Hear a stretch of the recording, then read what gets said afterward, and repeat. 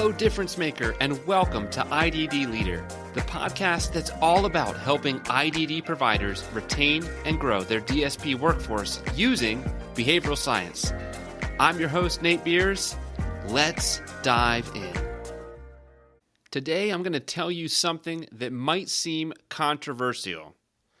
Then, I'm going to tell you how to do that controversial thing.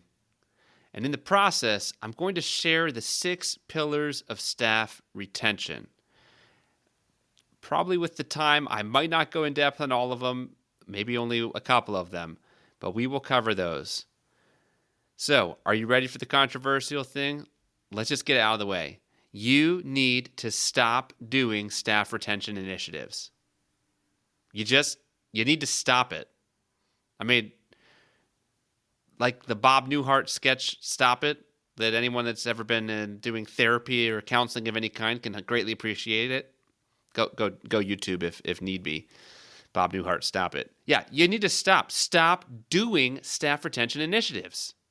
They probably won't work. Why? Because you can't add on staff retention. An initiative won't capture it. It cannot be added on. It has to be at the core. Instead of doing staff retention initiatives, you need to love your frontline staff like you'd love your family. Now, just like family doesn't mean you have to like all of them. Okay, hold on. Let's not sidetrack here. You got to love your frontline staff like you'd love your family. In other words, you're going to, instead of doing staff retention, you're going to build a retention-focused culture. There's root issues involved. Would you stay in a relationship because the other person in the relationship, they started a new initiative? Well, ironically, if you think about your ex, and if they actually had picked up their underwear off the floor or actually had closed the toilet seat lid, maybe things would have turned out different. But again, I'm digressing here. What's the point? In a relationship, and then one initiative or two is not, it's not going to rescue a relationship. It's not going to preserve it. It's not going to build a good relationship. Nope, not happening. You'd stay in a relationship because of how they make you feel, because they add value to your life, or because the relationship serves the function or the goal that you want it to serve. So when I say love your frontline staff like you'd love your family, that does not mean you have to be a small organization, although if you find yourself right now in a leadership role at a small organization, there are some unique perks and benefits to that. But even if you're leading or in a leadership role at a big organization, it's about priorities. It's about not just adding on an initiative. Oh yeah, we should try to retain our staff. It's really like turning the pyramid upside down. And I think you might already kind of think this, but let me just give you permission to fully embrace it. If I said, what's the mission or what's the goal of your organization? You're going to say it's going to something along the lines of person-centered care or making it possible for the people we serve to live their best lives. So they are the top of the pyramid. Right? You flipped it upside down. Those you serve, they're the absolute top. What's the next level down on that pyramid? It's your frontline staff. If your frontline staff are fully turned on in their duties and in their bringing their best to work, then the people you are serving, the individuals you serve, they will be living their best lives. Then the next rung down on this upside down pyramid be your frontline supervisors, then down to your managers and, at the bottom, the executive team, or even the program directors, things like this. Why? Because each level needs to serve the level above it. And when it's viewed that way, retention will be a byproduct. It will just happen. It will just happen. Now, let me share more about this. So hopefully you've not shut me out all the way yet, and you have part of you that's still listening. There's some things that your staff need from you. In fact, to tell this, let me tell you a story. We'll weave in a story. Shay is a DSP. And we'll say that she works at a residential. We'll call it Enabled Lives. That's the name of the residential IDD provider. It could be a day program. It could be whatever. Shay works there. She's got a toddler and a 5-year-old. She's a single mom. She is, we'll just say she's in her late 20s. And no, she never went to college. She looks back at some of those late teenage years and thinks she maybe would have done a couple things differently, but she's also making the best of it. She never knew her dad. Shay grew up with her mom. Her mom always was working 2, often 3 jobs just to make ends meet for Shay and her siblings. So in many ways, she's just replicating some of what she's experienced. Well, Shay shows up. She gets hired at your organization because let's say she's had some experience, some exposure. Maybe it was her uncle had special needs, or maybe she had another job where she was caring for people in some capacity. She shows up at your doorstep. Well, she doesn't show up at your doorstep. She applies for a job, but she's with Enabled Lives. Oh, I'm sorry. I suddenly switched it to your organization. No, she's with Enabled Lives. You just happen to be one of the leaders at Enabled Lives. I forgot to tell you that part. So this will be like a choose your own adventure, okay? And Maria is Shay's supervisor. So that's the setup. Let me go back to this. Here's what staff need from you. And as a side note, if you were to ask me to come and do a workshop to train your organizational leaders on how to build a retention culture, this is probably the most likely version of this is the most likely workshop I'd give you, is the 6 pillars of staff retention. And in the process of me sharing this, I'm sure you're going to pick up at least 1 or 2 nuggets from the material. Although, as I said before, we might not be able to get through all of it. Let me tell you all 6 off the top so that then I can just kind of keep coming back to them.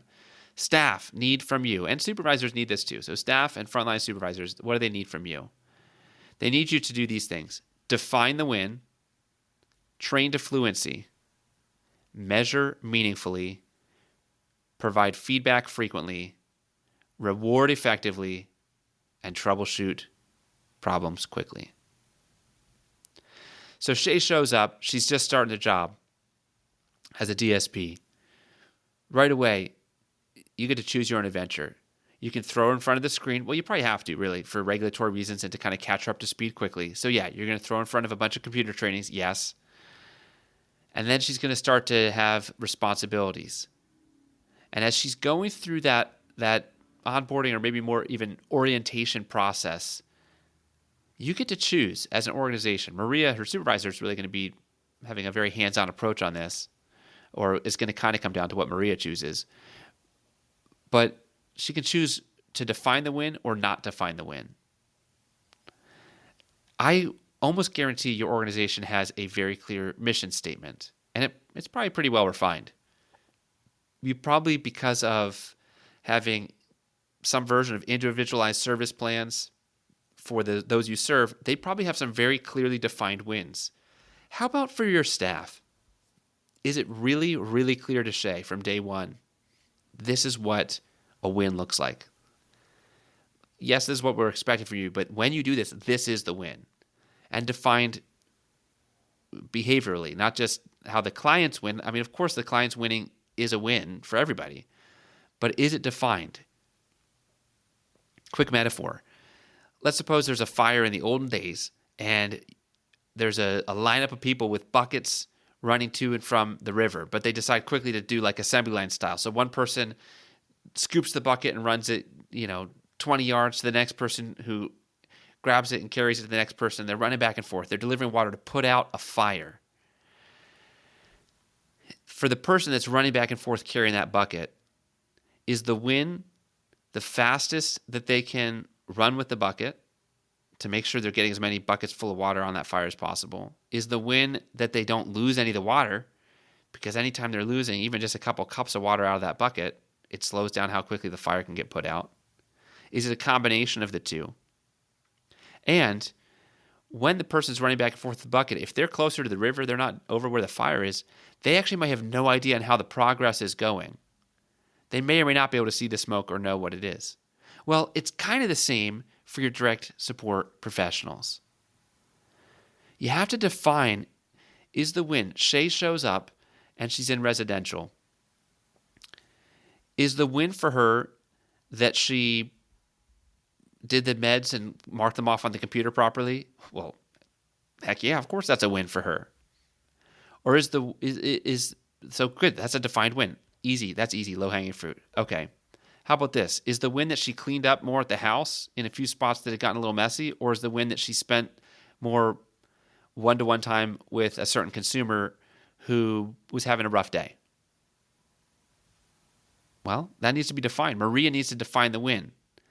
Out of the gate, it needs to, the wins need to be defined all throughout that orientation process so that Shay is set up for success from the very beginning. Often what happens is the leaders are clear on what the win is, but that doesn't always translate to staff being clear.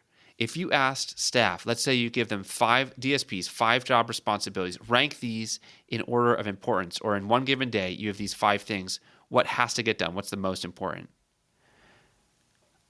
An organization that's really defined the win, all or most of their staff will define it exactly the same. They'll know which order to put those in because there's a clear messaging coming across. But that doesn't always happen, and it certainly doesn't happen on accident. One more thought on this. I'll give you one more metaphor. If you're playing sports, is the win, let's go with basketball, is the win that your team scored more points? Probably, yeah, of course that's the win. But how about at the individual level?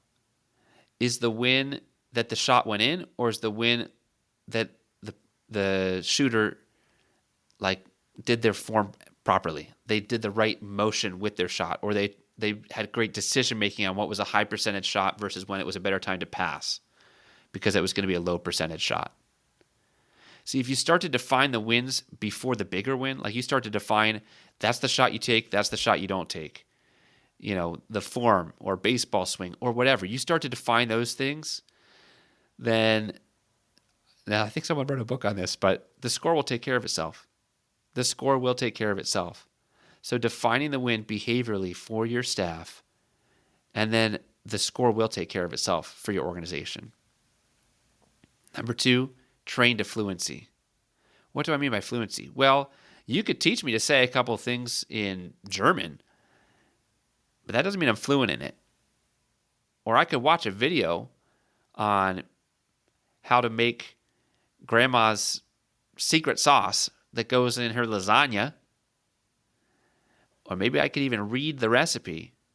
But until I've been in the kitchen and until I know exactly what it means to crushing the garlic, are we chopping it really small? Are we putting it through a crusher? Until I've done all the steps and show that I can do it, then I might not actually have that skill. And probably it either depends whether I came with it or not.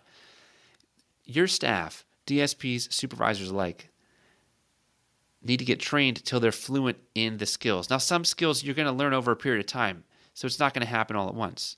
So let's go talk about Maria here for a moment at Enabled Lives.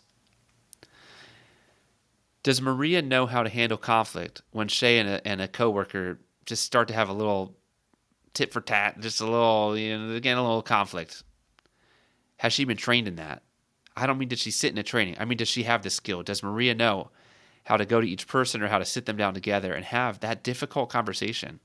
The moment you become a frontline supervisor, you may or may not realize this. I mean Maria and everyone else at your organization, they may or may not realize that that's going to involve being able to initiate and manage difficult conversations. And there are skills associated with that. So Maria needs to get trained till she becomes fluent in that. No, it's not going to happen overnight. It's also not going to happen just by attending a webinar or even a live event. It's going to happen through practice and feedback, which is why if you're going to train staff on new skills, the best way to do it is with behavior skills training. You can Google that and look that up. That comes out of behavioral science. But essentially what it involves is you tell the person or you teach them how to do it, you model it, they do it, then they get feedback. And those last 2 steps where they try again and they get feedback again, you do that as many times until they can accurately and predictably display the skill, whatever it is, whether it's a simple skill or a more complex skill. Boom. Get that in your agency and staff will take off because their skills will truly develop and grow. Number 3, What do staff and supervisors need from you? They need you to measure meaningfully. With Shay's young kids, there's going to be situations that come up in her life, in their lives, where she's going to have to, call off of work to help take care of something that comes up. They're sick or who knows what, some other kind of crisis. Does Shay know how many call-offs she's had in the last 1 month, 3 months? Is she tracking that? Are you tracking that? I mean, not you personally, but is your organization, is Maria tracking this? Measure the meaningful stuff. Measure what matters. And not just somewhere on a computer. The staff themselves should know if the wins have been defined, then those wins should be getting tracked, should be getting measured in some way, shape, or form. But that's simple and clear to them. How powerful of a difference is it if Shay knows, listen, I can't have more than 4 call-offs. I don't mean the good kind of call-offs where, like she's sick for a week because she got this horrible sickness. She's got a doctor's note. That's not counting as, a bunch of different call-offs. That's all just one. But let's just suppose no more than 4 call-offs in 3 months, or else, boom, that's company policy. You're done. Not scheduled absences. I mean call-offs. So does Shay know where she's at in that at all times? She should. There's no reason she shouldn't. And her supervisor, Maria, should know and be able to communicate that with her. Of course, that's kind of on the negative side. The positive side could look like, is Shay keeping up to date on all of her ongoing trainings? Is she, and I'm about to get ahead of myself here, is she getting rewarded for that? Okay. Right along with measure meaningfully is number 4. Staff and supervisors, they need you to provide free feedback frequently. This also can't be an add-on. This has to be built into every process, and just kind of the way that work happens at your organization is that feedback should be such a regular, normal part of everyday work, every week work, that it's not a big deal like, oh my goodness, I had no idea that my supervisor thought this about me. Shay should never have to get blindsided because Maria should just be giving her ongoing, frequent feedback. Most of it should be praise, highlighting all the things that Shay's doing right, highlighting when Shay's making an adjustment that Maria asked her to do. But that feedback piece needs to be happening at every level. Now, if there's not purposeful feedback, it still will be happening, but it's going to be happening really dysfunctionally. It will be happening with people leaving because they felt they weren't heard, or that they wouldn't be heard, or that they tried sharing and it didn't go well, or that leadership is so out of touch that the best thing they can do is just find a better job somewhere else. So the system always does have feedback that's happening if we pay attention to it. That's what data is so effective for providing us as leaders, you as a leader, feedback on what is and isn't working. But then you also want to have it be very intentional in the communication between every level of leader and staff member at your organization. There's a lot more on that, but we'll just keep moving forward because we've almost covered, at least in very brief format, all 5. All 6. Number 5, reward effectively. I love talking about incentivizing and rewarding the right best practice behaviors because, frankly, it works. Part of it's noticing it and measuring it, and then part of it is rewarding it. Have an answer to that golden question, what's in it for me? Whenever you're asking staff to do something, have a clear answer, what's in it for them? Now, obviously, sometimes you kind of, quote, need to do the right thing because it's the right thing. Yeah, I'll give you that. But even in that, there is still something in it for them. I went in depth on this in a recent episode. I think it was number 14. Probably should have pulled that up before this moment. So, yeah, you'll have to bear with me on that one. But rewarding effectively, this can be done through more formalized incentive programs. This can be done through very informal things. But supervisors should have the autonomy to do and find different ways to reward their staff. And some of those are zero-cost rewards. I mean, how much does it cost to create some kind of cheesy plaque or poster or little certificate that you give to someone who just went above and beyond, and then give that to them? Make their day with that.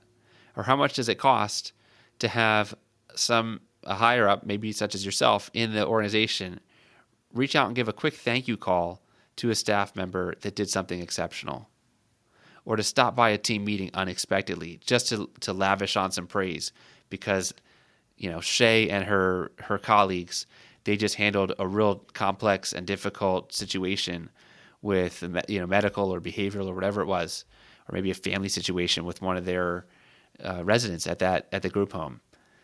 If somebody a little higher than what's expected shows up to the next staff meeting just for the first 10 minutes, just to congratulate them, tell them they think that they did a great job. Wow, how powerful is that? It's another type of reward. And there's so many. So many. All right. Last thing, troubleshoot quickly. Staff and supervisors need you to troubleshoot things quickly. Nobody needs the emperor running around in his underwear and no one can tell him. Like I said, with the feedback piece, they'll be telling you. Whether they're telling you directly with words, that's good. That's a good sign that you're doing some things right if people are starting by telling you. Or they'll be telling you with their feet by walking out your doors and not showing up for work the next day. But when there are these little fires, when there are these little problems, they need to get addressed quickly so that they don't grow and become big problems. Supervisors need both the training on how to do that and the support to be able to make decisions in the little stuff, or quickly know when to quickly refer out and be like, yeah, I better pull in a bigger boss on this one. This has more potential for risk or liability. Boom, pull in a bigger boss for it.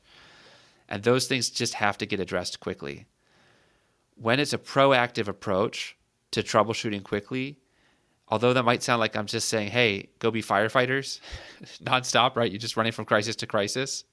Well, when things get troubleshooted quickly, it is more of the ounce of prevention is worth a pound of cure. When you troubleshoot quickly, small things tend to stay small, and your organization will be able to thrive. Because when Shay has this problem, maybe she's trying to take time off for a situation, but someone else already had put in for their vacation week and some other situation. So now supervisor, maybe unknowingly or maybe knowingly because Maria didn't know better, but either way, supervisor denies time off that Shay really needs to take her kid to a doctor or something. Well, that kind of thing could get Shay really upset. She started to complain to her coworkers. Those little kinds of things, getting those snuffed out quickly.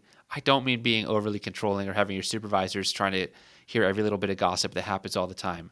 I just simply mean, like, as soon as you identify, one of your supervisors identifies, one of your managers, as soon as you identify trouble spots, don't let it fester. Just get all the people involved, whoever needs to be involved, you get them involved, whether it's a bigger sit down or just a bunch of one-on-one conversations, but you get that thing dealt with. And that is a sign and symptom of highly effective organizations and ones that have low turnover. And of course, it is a pillar of staff retention. So, have I convinced you yet?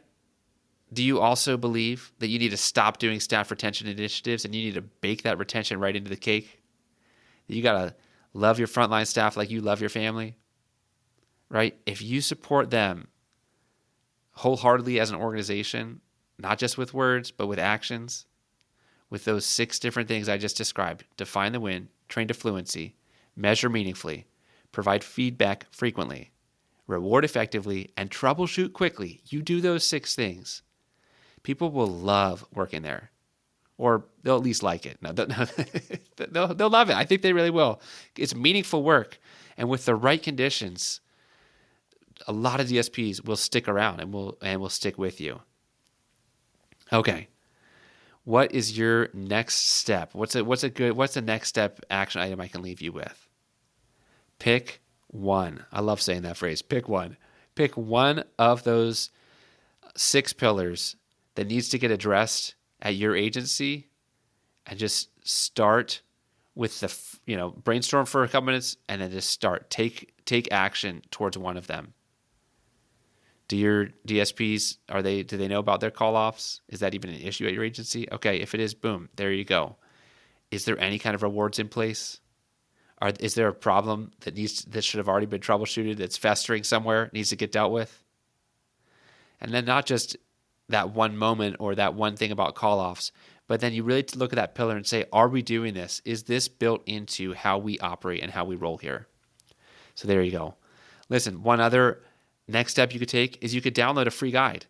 It's a top 10 questions to help you solve DSP turnover. I made it with you in mind to help you start to look at what needs to be done to address the turnover problems. And you can find it at iddleader.com/top10, TOPTEN, so the number 10 spelled out, iddleader.com/top10. And then lastly, if you found this podcast helpful, would you consider hitting that share button? Send it to a friend, a colleague. It could make their day. Well, okay, let's not overshoot it here, Nate.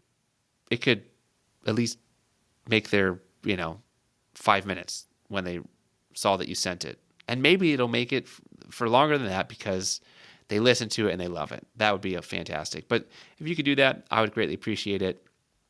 And then one other thing on that is you could also just rate or review the podcast on Apple or Spotify. That helps people find it. All right. Until next time, here's to your difference maker. Keep up the amazing work.